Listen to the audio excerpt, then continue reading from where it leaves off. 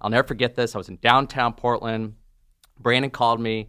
I'm on my fancy flip phone of a cell phone at the time, and Brandon essentially makes me this offer. And the offer was, I want you to come on board, be my outbound caller, be my first employee, and congratulations, I'm going to pay you a whopping $41,000.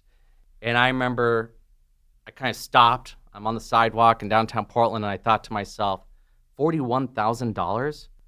What an insult. I mean, I told this guy I'm already making close to 90, and that's part-time.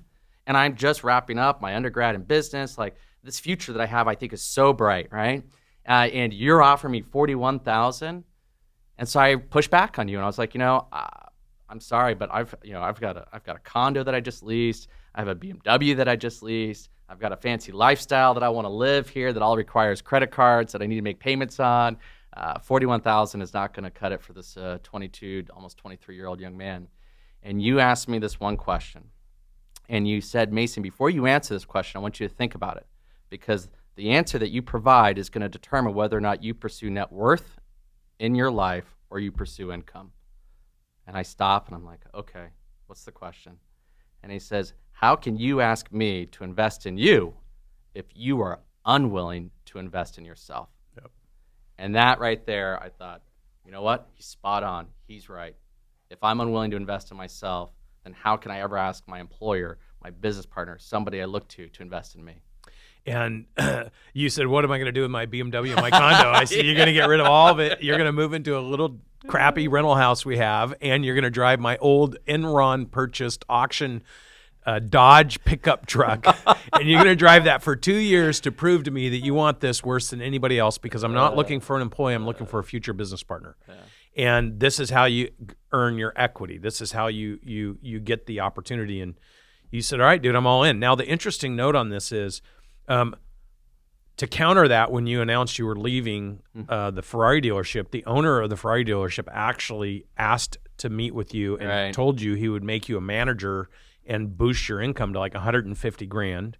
So you had to say no to that, to the point where he worked you so hard, you actually asked me to come in, because I was a customer at this point, and I was also friends with him. You asked me to come in and meet with him because he tried to tell you, are you sure you're making, he was doing the father thing, are you sure you're making a good decision? You could be making a life-altering, horrible choice here. Right. And you said, could you come meet with him and talk to him about what we're doing?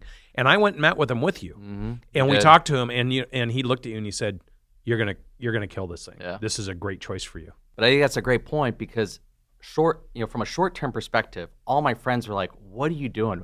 Why are you leaving to go with this guy that you met at Applebee's, and he kind of presented this business case when you have a six-figure opportunity in your current role, in your current employer?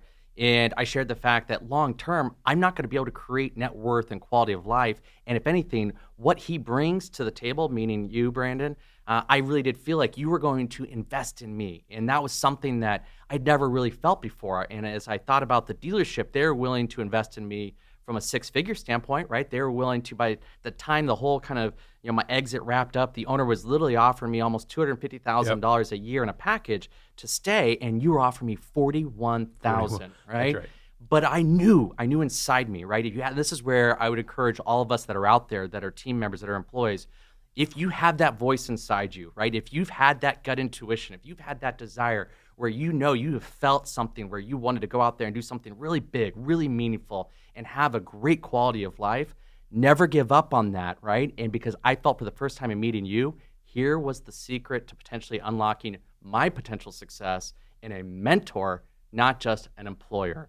And there was a big difference there with what I had at the dealership, which was a great employer, a great package, great income. It was safe, it was comfortable, and I knew within reason I could make it work, to risking everything, but to gain the knowledge of a mentor that would truly invest in me personally, professionally, was well worth it for me. In my life. And for entrepreneurs that wonder how to attract people like Mason, I wouldn't talk to Mason about the things the other guys were talking about. I'd say, that sounds like a great secure job until they don't need you anymore. That sounds like a great transactional job, but what are they going to do to teach you to create a net worth so that you don't need to show up to work every day?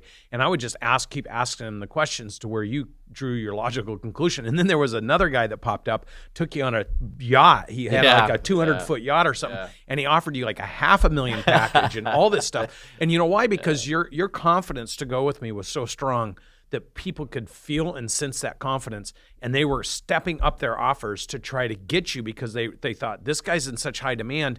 And I don't think employees like that are out there thinking about the job market, I don't think they do a good enough job of positioning themselves to where when they do something, there are people that are trying to get them versus just, okay, well, we missed that one, because they haven't presented the one thing that you did very intentionally was always present yourself.